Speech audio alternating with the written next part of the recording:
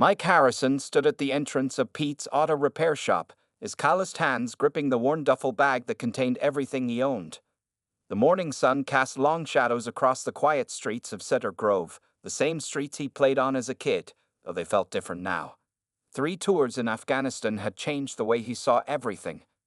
"You must be the new mechanic," a gruff voice called out. Pete Wilson, a heavy-set man in his 60s, emerged from behind a lifted truck, wiping his greasy hands on an even greasier rag.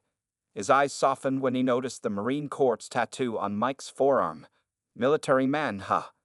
Mike nodded, his posture automatically straightening. "Old habits died hard." "Yes, sir. 3 tours. Just got back last month." Pete gestured for him to follow inside the garage. The familiar smell of motor oil and rubber brought back memories of working on his father's old Chevy, back before IEDs and gunfire became part of his daily routine. The rhythmic sound of an air compressor reminded him of helicopter rotors, and he forced himself to take deep breaths, just like his therapist had taught him. "Living situation sorted out?" Pete asked, leading him through the workspace. "Got a small apartment above Miller's grocery," Mike replied. "Mrs. Miller remembered my mom. Gave me a good deal on the rent." He didn't mention that it was the only place in town willing to rent to a veteran with no current address and only military references. The garage was bigger than it looked from outside, with 4 service bays and a small office in the back. Various tools lined the walls, and the concrete floor bore the battle scars of decades of dropped wrenches and oil spills. It reminded Mike of the motor pool back at base, organized chaos with a purpose. "Let's get the paperwork sorted," Pete said, settling behind a desk cluttered with invoices and repair manuals. "Then I'll show you what's what." As they went through the employment forms, Mike's attention kept drifting to the window. Cedar Grove hadn't changed much in the 8 years he'd been gone.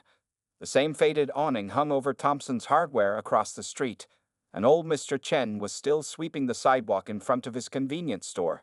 But something felt off, like wearing an old favorite shirt that had shrunk in the wash. "Son," Pete's voice pulled him back to the present. "You okay there?" Mike realized he'd been gripping the pen too tightly, his knuckles white. "Yes, sir. Just adjusting." Pete leaned back in his chair, the ancient wood creaking in protest. "My brother came back from Vietnam. Took him time to find his feet too." He paused, choosing his words carefully. "If you need a minute, any time, you just say the word. No questions asked." The kindness in the older man's voice made Mike's throat tight. He managed a nod of appreciation. After the paperwork was done, Pete gave him a tour of the garage. Mike paid careful attention as Pete explained their system, the regular customers, and the quirks of their equipment. The familiar technical details helped ground him in the present. "And this'll be your locker," Pete said, stopping at a row of metal cabinets. "Previous guy left some tools. You can use them till you build up your own set." Mike opened the locker. Inside, hanging on hooks, was a neat array of well-maintained tools.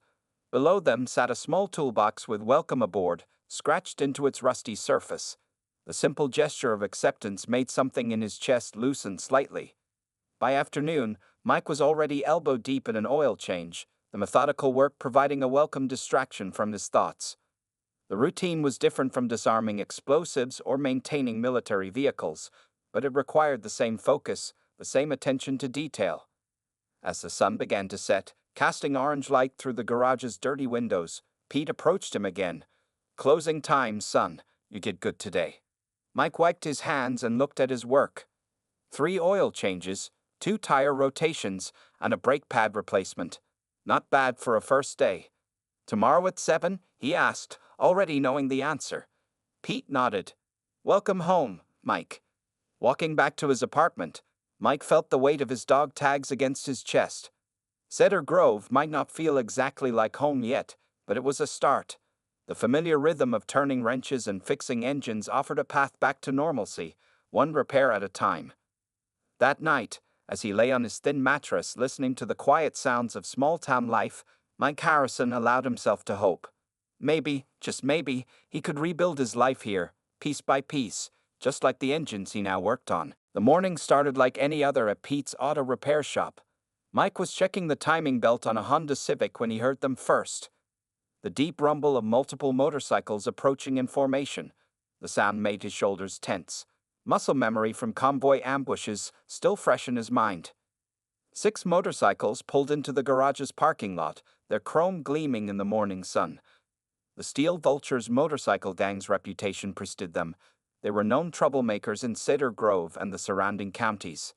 Their leader, a tall man with a graying beard who went by Snake, dismounted first, his boots crunching on the gravel. "Hey, Jarhead." Snake called out, his voice carrying across the garage. Herd Pete hired himself a military boy. Mike continued working on the Honda, his movements deliberate and controlled. He'd learned in the Marines that some battles weren't worth fighting. Pete emerged from his office, wiping his hands on a rag. "What can we do for you gentlemen today?" Pete asked, his tone professional but guarded. Snake grinned, revealing a gold tooth. "Got 6 bikes, need servicing. Timing's urgent. We gotta run this weekend." He glanced at Mike. "Hope your new guy can handle it." Pete looked at Mike, who gave a slight nod. They both knew refusing service would only escalate things. "We'll look them over," Pete said. "Regular rates apply." The bikers wheeled their motorcycles into the service area, making more noise than necessary. Mike could feel their eyes on him as he finished with the Honda. One of them, a younger guy with a snake tattoo crawling up his neck, deliberately kicked over a tool tray. "Oops," the young biker sneered. "Guess you'll have to clean that up, soldier boy." Mike kept his face neutral as he bent to pick up the scattered tools. He'd faced worse in Afghanistan, much worse. These men were just bullies looking for a reaction. Throughout the day, the bikers found ways to make the work harder. They claimed imaginary problems with their bikes, demanded unnecessary repairs, and made snide comments about military service. Mike noticed they deliberately damaged some parts before bringing the bikes in, creating extra work. "Check the front brake assembly again," Snake demanded late in the afternoon. "Doesn't feel right." Mike had already checked it twice. "The brakes are fine," he said quietly, maintaining eye contact. "If you'd like a third inspection, it'll be an additional charge." Snake stepped closer, using his height to loom over Mike. "You calling me a liar, Jarhead?" The garage went quiet. Pete started moving toward them, but Mike held up a hand. He'd handled countless tense situations in war zones. This was no different. "I'm calling you a customer," Mike replied evenly, "and I'm telling you your brakes are in perfect working order. That'll be $425 for the service we've already provided." Snake's face reddened, but something in Mike's steady gaze made him step back. He pulled out a worn wallet and counted out the money in small bills, deliberately dropping several on the floor. "Expect we'll be seeing more of you, Jarhead," Snake said as he mounted his bike. "Lots more." The rest of the gang followed suit, their engines roaring unnecessarily loud in the enclosed space. After they left, Pete approached Mike. "You handled that well, son. They'll be back." Mike nodded, already knowing this was just the beginning. He'd seen it before. Bullies testing boundaries, looking for weakness. They'd chosen him because they thought his military background made him an easy target, someone who might snap under pressure. "I know," Mike replied, picking up the scattered bills. "But I've learned something in the Marines, Pete. The biggest battles aren't always won with fists." Pete clapped him on the shoulder. "Well, you've got backup here. The whole town's sick of their nonsense." As Mike cleaned up the garage that evening, he noticed something the bikers had left behind. Deliberate scratches on the newly painted hood of the Honda he'd been working on that morning. The scratches formed crude words. "War's over, soldier." Mike ran his fingers over the damaged paint. They were right about one thing. The war was over. But they made a crucial mistake in their assessment of him. In Afghanistan, he'd learned that true strength wasn't about winning every fight. It was about choosing which battles to fight and how to fight them. He pulled out his phone and took pictures of the damage, then carefully documented the day's events in a small notebook. If the Steel Vultures wanted to play games, they'd soon learn that a Marine's strategic training went far beyond physical combat. That night, as Mike drove home, he began forming a plan. The Steel Vultures had no idea what they'd just started. The nightmares always started the same way. Mike would be back in Afghanistan, the heat pressing against him like a physical weight, when the sound of motorcycle engines would transform into attacking helicopters. But tonight was different. He wasn't asleep when the engines roared outside his apartment at 2 a.m. Mike sat up in bed, his heart pounding. The steel vultures had found out where he lived. The bikes circled his building, their engines deliberately revving in a pattern that mimicked gunfire. Sweat beaded on his forehead as the sounds transported him back to combat zones. Mrs. Miller, his elderly landlady, appeared at his door in her floral nightgown, concern etched on her face. "Mike, are you all right, dear?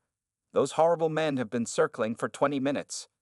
He took deep breaths, focusing on her voice to stay grounded in the present. "I'm fine, Mrs. Miller. Please go back inside and lock your door." Through his window, Mike could see other neighbors peeking out, then quickly drawing their curtains when they spotted the bikers. The message was clear. The steel vultures were showing everyone that associating with Mike meant trouble. The next morning, dark circles under his eyes, Mike arrived at the garage earlier than usual. Pete was already there, looking troubled. "Got a call from Thompson's Hardware," Pete said. "They're canceling their fleet maintenance contract with us. Said they found someone cheaper, but he didn't need to finish." Everyone knew the real reason. Mike nodded silently and got to work, but throughout the day, he noticed the changes. Regular customers who usually stopped to chat now hurried away. A young mother pulled her curious child closer when Mike walked past during his lunch break. The local diner, where he'd started eating breakfast, suddenly had no empty tables when he arrived. The isolation was a calculated move by the steel vultures. They weren't just targeting him anymore, they were turning the whole town against him through fear. Around midday, Snake and two other gang members rolled into the garage. This time, they didn't even pretend to need repairs. "Having trouble sleeping, Jarhead?" Snake smirked, leaning against a workbench. "Must be all that PTSD we keep hearing about. Shame if something triggered it." Mike continued working on an alternator replacement, his hands steady despite the rage building inside him. One of the other bikers walked around the garage, deliberately knocking tools off shelves. "You know," Snake continued, his voice mockingly concerned, "people get nervous around unstable veterans. Never know when they might snap." He made a braking motion with his hands. "Wouldn't want anything unfortunate to happen to your neighbors." Mike finally looked up, meeting Snake's gaze. "You done?" Something in Mike's calm demeanor seemed to unsettle Snake. The biker straightened up, trying to hide his discomfort with bravado. "For now, but the night's still young." After they left, Pete approached Mike with a broom to help clean up the scattered tools. "Son, maybe you should consider." "I'm not quitting, Pete," Mike interrupted quietly. "That's what they want." "Not what I was going to say," Pete replied. "Was thinking maybe it's time to fight back." Mike picked up a wrench, remembering how it felt similar to field stripping a rifle. Already started, been documenting everything, times, dates, witnesses. Building a case. "That's good, but it might not be enough," Pete said. "These boys have been running rough over this town for too long. People are scared." Later that afternoon, Mike noticed someone had keyed his car in the parking lot. The scratch marks spelled out "Leave He." As he ran his fingers over the damage, he saw Mrs. Chen from the convenience store quickly look away when their eyes met. She'd seen who did it, but was too afraid to say anything. That evening, as Mike walked home, he passed the town's veteran memorial. Someone had spray-painted crude insults across the names of fallen soldiers. His hands clenched into fists, but he forced them to relax. Getting angry was exactly what the steel vultures wanted. Instead, he pulled out his phone and took pictures, adding them to his growing collection of evidence. But as he stood there in the fading light, looking at the desecrated memorial, Mike realized something important. This wasn't just about him anymore. The steel vultures hadn't just picked a fight with one Marine. They disrespected every service member who'd ever fought for this town, and in doing so, they'd made a critical error in judgment. Because now, Mike had a reason to fight that went beyond personal pride. And if there was one thing the Marine Corps had taught him, it was how to wage a strategic campaign when the cause was just. Mike stood in front of the vandalized Veterans Memorial, his phone recording every detail of the desecration. The morning sun revealed the full extent of the damage. Spray-painted obscenities covered the polished stone, with crude drawings mocking military service scattered across the sacred names. Two elderly men approached, both wearing Vietnam veteran caps. Mike recognized them from around town. Bill Thompson and Ray Martinez, regular customers at the local diner who had stopped coming in when Mike was there. "They did this because of you," Bill said, his voice breaking as he stared at his brother's defaced name. Mike turned to face them. No, sir. They did this because they think they own this town. He paused, watching understanding dawn in their eyes. And they just made their biggest mistake. Ray stepped closer, studying Mike's face. We heard about what's been happening. Been watching from a distance. Thought staying away would keep us safe. The shame in his voice was evident. Some Marines we turned out to be, Bill added, shaking his head. Letting these thugs run wild while we hide. Mike showed them his phone, scrolling through weeks of documented harassment. Photos, videos, timestamps, license plate numbers. I've been building a case, but I need witnesses willing to speak up. The two older veterans exchanged looks. Ray spoke first. Count us in, son. About time someone made a stand. That afternoon at the garage, Pete watched as Mike installed small security cameras in discreet locations. They weren't obvious unless you knew where to look, but they covered every angle of the workspace. Smart thinking. Pete nodded approvingly. But what about when they come at night? Mike connected the cameras to his phone. Motion sensors. Already got some set up around my apartment too. Everything gets recorded and uploaded to secure cloud storage. The bell over the door chimed. Snake and his crew swaggered in, but Mike noticed something different in their demeanor, an edge of uncertainty. His calm documentation of their vandalism that morning had rattled them. Playing with cameras now, Jarhead. Snake sneered, pointing to one he'd spotted. Ain't gonna help you much. Mike continued working, his voice steady. Just providing better customer service, making sure everything's properly documented. He looked directly at Snake. For everyone's protection. The implied threat in his words wasn't lost on the bikers. They left without their usual harassment, but Mike knew they'd be back, and likely with something bigger planned. That evening, Bill and Ray organized a meeting at the VFW hall. Word had spread quietly through the veteran community. When Mike arrived, he found 24 former service members waiting. Marines, Army, Navy, Air Force, spanning conflicts from Vietnam to Afghanistan. They thought targeting one Marine would be easy. Mike addressed the group. They didn't count on him having reinforcements. He laid out his plan. Systematic documentation, coordinated surveillance, and most importantly, a united front. No more looking away, no more hiding. Each veteran shared their own experiences with the Steel Vulture's intimidation. They've been selling drugs behind my store, one Navy vet admitted. I was too scared to report it. Forced my daughter to close her cafe, another added. Said they'd burn it down if she didn't sell it to their friend for cheap. As Mike listened, he realized the Steel Vultures had created their own worst enemy, a network of highly trained veterans with nothing left to lose. His phone buzzed with an alert from one of his cameras. The gang was circling his apartment again, but this time they were caught on video attempting to plant something in his car. Got you, Mike whispered, sending the footage to his secure cloud storage. Later that night, as he walked home, Mike noticed subtle changes in the town. Porch lights stayed on as he passed. Curtains didn't close quite so quickly. Small nods of acknowledgement came from windows and doorways. The breaking point had come at the perfect moment. By desecrating the memorial, the Steel Vultures had united their victims. They'd chosen their target thinking Mike's military background made him vulnerable. Instead, they'd given him exactly what he needed, a mission, a team, and a righteous cause. As he reached his apartment, Mike saw Mrs. Miller watching from her window. She gave him a firm nod before closing her curtains. The tide was turning, and the Steel Vultures didn't even know it yet. Tomorrow would bring new challenges, but for the first time since the harassment began, Mike felt the familiar sense of purpose that had driven him in the Marines. The enemy had revealed their position. Now it was time for a strategic counterattack. Mike sat in Pete's office early morning, surrounded by veterans from the previous night's meeting. The walls were covered with maps of Cedar Grove, marking every location where the Steel Vultures had been spotted conducting suspicious activities. Red pins marked their known meeting spots, blue ones showed routes they frequently traveled. They're creatures of habit, Mike explained, pointing to patterns on the map. Every Tuesday and Friday, they do weapon trades behind the old mill. Thursdays, drug deals in the warehouse district. They think nobody's watching. Ray Martinez, the Vietnam vet, nodded appreciatively. Just like recon missions back in the day. Watch, Document, plan. Mike pulled out his laptop, showing footage from his strategically placed cameras. Got something interesting last night.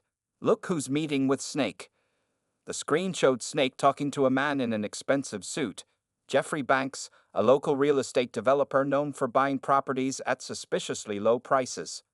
That explains how they've been forcing people to sell, Bill Thompson growled. Banks provides the paperwork, they provide the muscle. Mike had organized the veterans into teams, each with specific responsibilities. Some monitored the cameras, others documented license plates and meeting times. A few, who still had connections with law enforcement in neighboring counties, worked on building relationships with authorities who couldn't be bought. Remember, Mike cautioned, we're not vigilantes. We're gathering evidence for a legal takedown.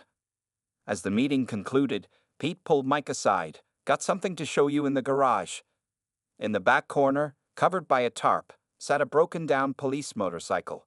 Belonged to my brother before he passed, Pete explained. Department was going to scrap it. Thought maybe you could use it. Mike lifted the tarp, examining the bike. With some work, it would be perfect for following the gang without drawing attention. Thanks, Pete. This could be exactly what we need. Throughout the day, Mike worked on regular repairs while coordinating with his teams via secure messaging apps. Veterans had set up observation posts throughout town, watching the Steel Vultures' movements. The gang, sensing something was different, had grown more cautious, but also more aggressive. Around noon, Snake and 3 others rolled into the garage. Nice little meeting you had last night, Snake sneered. Lot of old-timers sharing war stories. Mike continued working on the car in front of him, but his hand gripped the wrench tighter. They'd been watching the VF to haul. Funny thing about old soldiers, Snake continued, knocking over a toolbox. They break easy, especially the ones with families. Mike set down his wrench carefully, turning to face Snake. Funny thing about soldiers, he replied calmly, is we're trained to protect our own. Something in Mike's voice made Snake step back. For the first time, uncertainty flickered across the biker's face. That evening, Mike worked late on Pete's motorcycle, preparing it for surveillance duty. His phone buzzed with updates from his teams. Photos of the gang meeting with suspicious vehicles, recordings of threats made to local businesses, documentation of drug deals happening in plain sight. A soft knock on the garage door revealed Mrs. Chen from the convenience store. She glanced nervously over her shoulder before entering. I want to help, she said quietly, placing a USB drive on the workbench. My security cameras, they see everything behind my store. I save all footage. Mike took the drive, nodding gratefully. Thank you, Mrs. Chen. We'll make sure you're protected. As she hurried away, Mike realized their network was growing beyond just veterans. The town itself was slowly finding its courage. Later that night, Mike met with 2 police officers from the neighboring county at a quiet diner 30 miles away. They reviewed the evidence he'd gathered, including Mrs. Chen's footage. This is good, one officer said, studying the files. Real good, but we'll need more, especially on their connections with banks.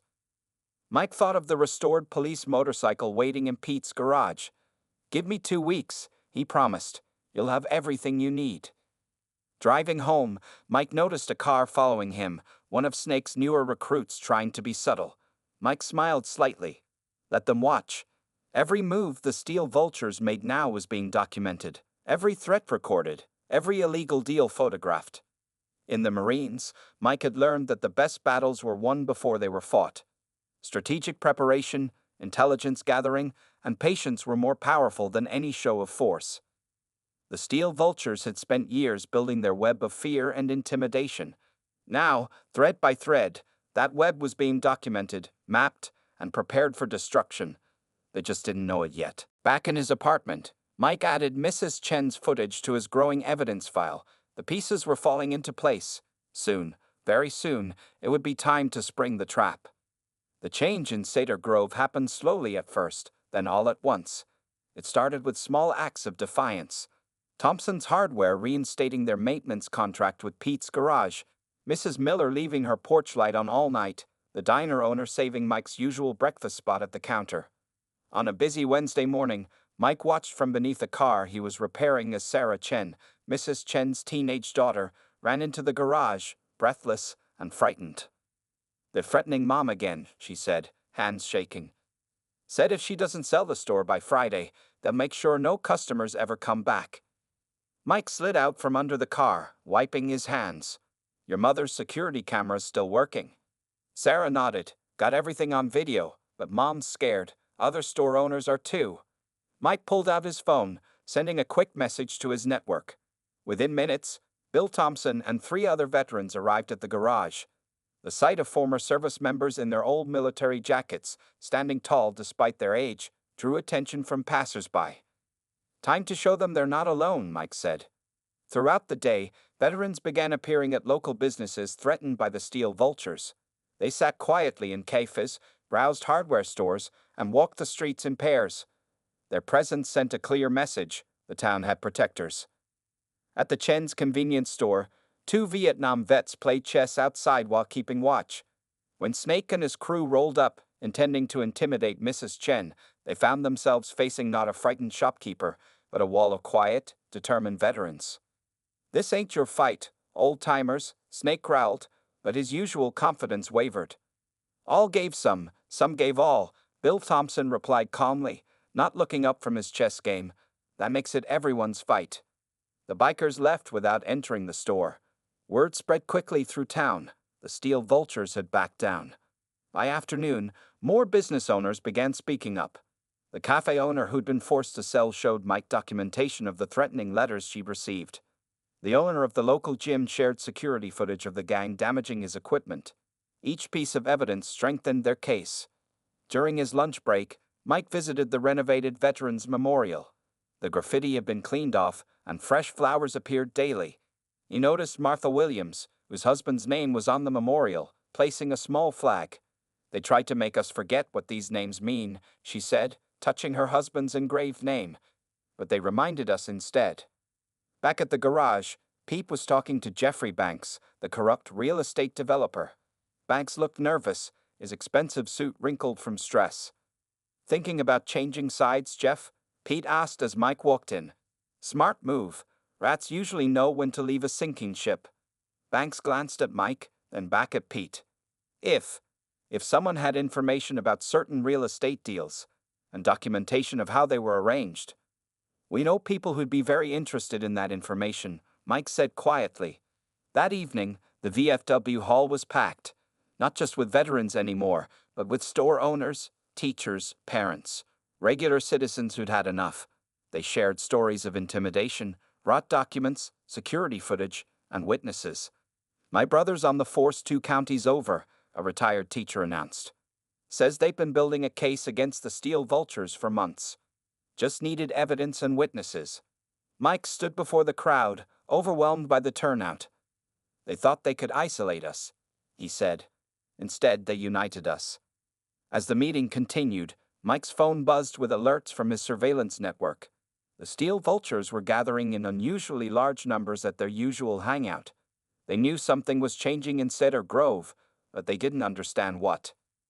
Mrs. Chen stood up, her voice shaking but determined. "My family came here 20 years ago. This is our home. We will not be afraid anymore." Applause filled the hall. More people stood, offering testimony, evidence, support. The wall of silence that had protected the steel vultures for so long was crumbling. Later that night, as Mike walked home, he noticed how different the street felt. Porch lights blazed welcomingly. People nodded as he passed. The fear that had gripped Cedar Grove was being replaced by something stronger: a community. His phone buzzed again, another alert from his cameras. The steel vultures were planning something big. But this time, they weren't facing a lone veteran. They were facing a united town that had finally found its courage. Tomorrow would bring the confrontation they'd been building toward. Mike smiled slightly as he walked. The steel vultures were about to learn a crucial lesson. True strength wasn't in causing fear, but in helping others overcome it. The morning dawned tense in Cedar Grove. Mike's surveillance network had picked up unusual movement. The steel vultures were gathering their entire crew, something they rarely did in daylight. At Pete's garage, Mike watched the footage from the restored police motorcycles' hidden cameras, documenting every face, every weapon visible in the gang members' jackets. "They're planning something big," Pete said, studying the feeds. "Got about 30 bikes heading this way." Mike nodded, sending out a predetermined alert to his network. Within minutes, responses came flooding back. Veterans and townspeople were in position, cameras ready. The evidence they gathered today would be crucial. Around 10 o'clock, the rumble of motorcycles filled the street. The steel vultures rolled in like a dark wave, forming a circle around the garage. Snake dismounted first, flanked by his top lieutenants. "Time for a talk, Jarhead," Snake called out. "Just you and me, or maybe we pay visits to all your new friends instead." Mike stepped out of the garage, appearing calm despite the tension. He noticed movement in windows above, phones recording, witnesses watching. Everything was being documented. "No more talks," Mike replied clearly, his voice carrying down the street. "We've got evidence of everything: the weapons trades, the drug deals, the property scams with banks." Snake's face darkened. "You think some picture's gonna scare us?" He pulled out his phone, showing Mike a video of Mrs. Chen's store. Two bikers waited outside, engines running. "One word from me, and that place burns." Mike smiled slightly. "Check again." Snake looked at his phone, confusion crossing his face. The bikers outside Mrs. Chen's were gone. Instead, his screen showed police cruisers from the neighboring county quietly boxing in his men. "See, while you were focused on me," Mike continued, "you missed what was happening around you. Right now, police are executing search warrants at every property bank sold you. They're finding exactly what we told them they'd find." The sound of sirens grew closer. Snake's lieutenants began looking nervous, some edging toward their bikes. "You really think this ends here?" Snake snarled, reaching inside his jacket. "Actually," a new voice called out, "it ended the moment you threatened my store." Mrs. Chen stepped forward from the growing crowd, holding up her phone. On it played crystal-clear footage of Snake and Banks discussing their extortion scheme in detail. "Turns out my security cameras record audio too," she said proudly. More townspeople emerged, phones raised, recording everything. Veterans stood among them, some in their old service uniforms. Bill Thompson and Ray Martinez moved to flank Mike. "Your choice, Snake," Mike said quietly. "Surrender to local authorities or face federal charges when they arrive. Those weapons you've been trading. ATF's very interested." Snake looked around wildly, seeing his crew beginning to scatter as police cars appeared at both ends of the street. The carefully constructed web of fear the steel vultures had built was unraveling in minutes. In desperation, Snake drew a concealed pistol. Before he could raise it, Mike moved with the speed of his Marine training, disarming him with a precise strike. The gun clattered to the ground as police officers rushed in. "You don't get it," Mike said as officers handcuffed Snake. "We weren't gathering evidence just to scare you. We were building a case, a real one, with real witnesses ready to testify." The next hour was a blur of activity. Police arrested dozens of gang members. ATF agents seized weapons and drugs from the gang's headquarters. Jeffrey Banks was led away in handcuffs from his office, boxes of incriminating documents in evidence bags. By afternoon, news crews had arrived to cover the story of how one veteran and a small town had brought down a criminal organization. But Mike wasn't interested in interviews. He was in Pete's garage, working on a customer's car, just like any other day. "Hell of a thing," Pete said, watching the activity outside. "Town's going to be different now." Mike tightened a bolt, thinking about the community that had finally found its strength. "That's what they never understood," he replied. "You can't rule through fear forever. Eventually, people remember who they really are." Outside, Mrs. Chen was reopening her store. The cafe owner was planning a celebration dinner. Veterans and townspeople were helping police document evidence, sharing stories, reconnecting as a community. The steel vultures had tried to break a Marine. Instead, they'd helped forge something stronger, a town united, a community renewed, and a reminder that true courage often comes not from fighting alone, but from standing together. As Mike watched Cedar Grove come alive with newfound confidence, he realized that sometimes the greatest victories weren't won on battlefields, but in the quiet moments when people decided they'd had enough of being afraid. 1 month after the Steel Vulture's downfall, Cedar Grove felt like a different town. Mike stood outside Pete's garage, watching the morning traffic flow peacefully down Main Street. The storefronts gleamed with fresh paint, and "Open for Business" signs hung proudly in windows that had once been shuttered in fear.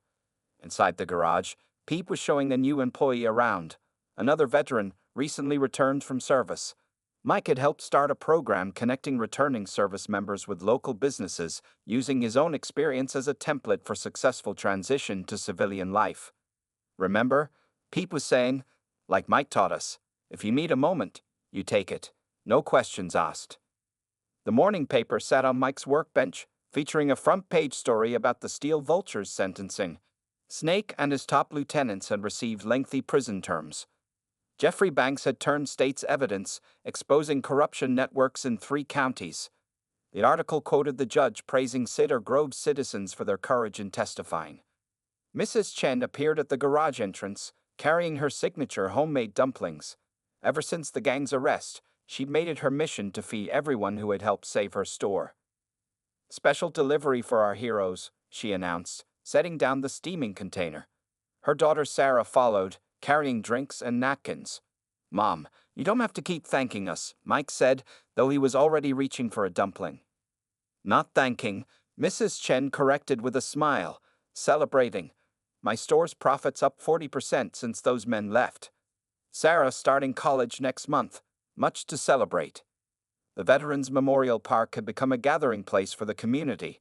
The defaced names now shone brightly on polished stone, surrounded by fresh flowers and flags. Every weekend, veterans gathered there to share stories, offer support, and help others struggling with the transition to civilian life. Bill Thompson and Ray Martinez had started a mentoring program, pairing older veterans with younger ones. They used Pete's garage as their unofficial headquarters, the smell of motor oil and coffee mixing with conversations about PTSD, civilian jobs, and the importance of community. "Never thought I'd see the day," Ray said, watching a group of kids ride their bikes freely down the street. "Town's got its soul back." Mike wiped his hands on a shop rag, thinking about how much had changed. The garage had become more than just a repair shop. It was a haven for veterans and townspeople alike. People came not just for car repairs, but for conversation, support, and the sense of community that had grown in the wake of their united stand. A familiar rumble approached, but now it brought smiles instead of fear. The restored police motorcycle, now officially donated to Mike by Pete, pulled into the garage. Mike had been using it to lead motorcycle safety courses for local youth, teaching them that bikes could be about freedom and responsibility rather than intimidation. "Got room for one more in your class?" a voice called out. Mike turned to see Tommy, Snake's former young lieutenant, standing nervously at the garage entrance. He'd been the only gang member to cooperate fully with authorities, earning a lighter sentence and a chance at rehabilitation. "Always room," Mike replied, gesturing him inside. "Class starts with basic maintenance. Grab a wrench." As Tommy joined the small group of students, Mike caught Pete's knowing smile. This was what victory really looked like, not just defeating an enemy, but transforming lives.